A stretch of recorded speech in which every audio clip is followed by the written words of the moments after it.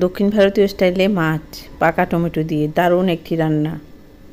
Evergreen 757 চ্যানেলে আপনাদের স্বাগত। আজ দক্ষিণ ভারতীয় স্টাইলে গুলায়া মাছ রান্না করব। ভিডিওটা সম্পূর্ণটা দেখার জন্য অনুরোধ রইল। Please like, share and subscribe please.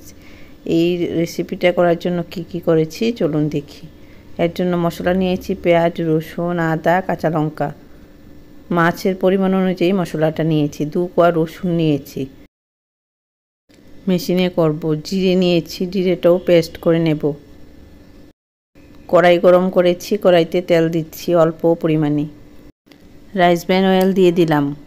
তেলটা মাখিয়ে নেব কড়াইতে শুকনো খুন্তি দিয়ে।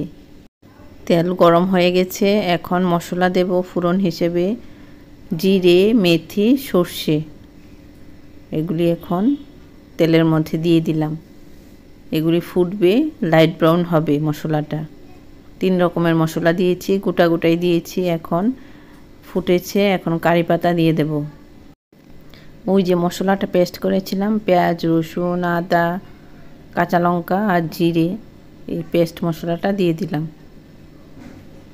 বাটিটা ধুয়ে জল দিলাম।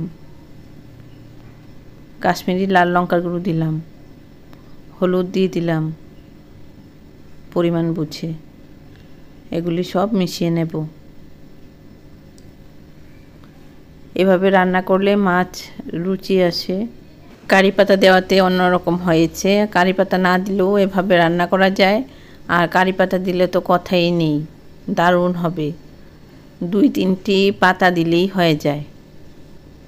মশলাটা এখন নাড়াচাড়া করছি। এভাবেই নাড়াচাড়া করতে হবে। পাশে গরম জল করছি ঝোলের জন্য। গরম জল দিয়ে রান্না করলে রান্না ভালো হয়। পাকা টমেটো বিচি ফেলে দিয়ে দিলাম মশলার মধ্যে।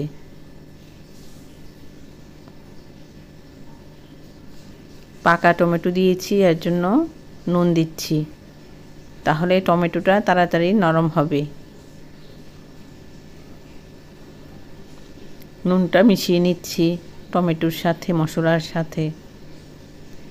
নুন দেওয়াতে টমেটোটা নরম হয়ে যাবে। মশলাটাও সুন্দরভাবে কষিয়ে নেওয়া হয়েছে। এখন ফুটন্ত জল দিয়ে দিচ্ছি ঝোলের জন্য। ফুটন্ত জল দিয়ে রান্না করলে রান্না ভালো হয়। এভাবে মশলাটা মিশিয়ে দিচ্ছি ঝোলের সাথে। ঝোলটা এখন ফুটে উঠবে।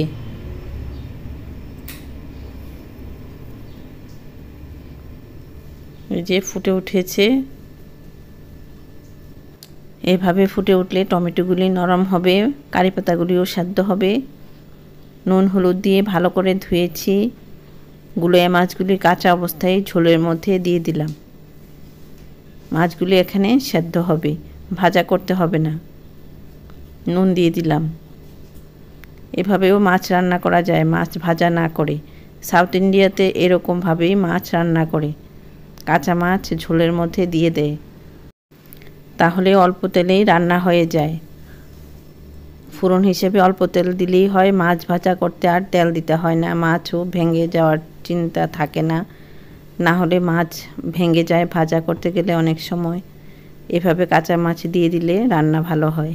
এই ফ্লেমে মাছগুলি সেদ্ধ হচ্ছে, টমেটো সেদ্ধ হচ্ছে, আর রান্নাটা দারুণভাবে তৈরি হচ্ছে। কারি পাতা বেশি দিতে হয় না, 2-3টি পাতা দিলেই হয়, সুন্দর সেন্ট হয়ে যায়। এভাবে সাউথ ইন্ডিয়ান স্টাইলে মাছ রান্না করলে বাচ্চারাও খেয়ে খুশি হয়। কারি পাতা গাছ তো পাওয়া যায়, নার্সারিতে যে পাওয়া যায় ছোট ছোট চারা গাছ যেখানে বিক্রি করে, এখানে বলে দিলে কারি পাতা এনে দেয়। এখন এগুলি ঢাকা দিয়ে দিলাম মাছগুলি সেদ্ধ হওয়ার জন্য।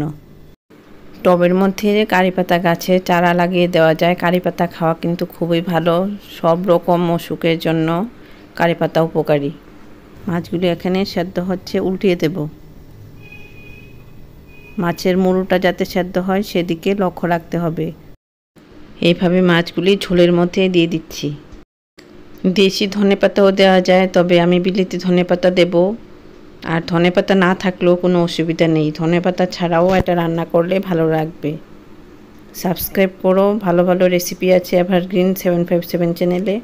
এই যে দেখো মাছের ঝোলটা কি সুন্দর হয়েছে, খেতেও দারুণ হয়েছে। ভাত দিয়ে মেখে খাবে, ভালো লাগবে। এভাবে রান্না করবার চেষ্টা করবে। আমার খুব ইচ্ছে এভাবে এটা রান্না করে খাও, খুব ভালো লাগবে। কমেন্টস করো কীরকম হলো, বন্ধুদের মধ্যে শেয়ার করো। সাবস্ক্রাইব করে নেওয়াটাই শ্রেয়। ভালো ভালো রান্না আছে এই চ্যানেলে। কি বলবো, সবসময় তো এমনিতে পেঁয়াজ আর ধনেপাতা দিয়ে খাওয়া হয়, এভাবে কারি পাতা দিয়ে রান্না করে খাও। ভালো থাকো, সুস্থ থাকো। ধন্যবাদ।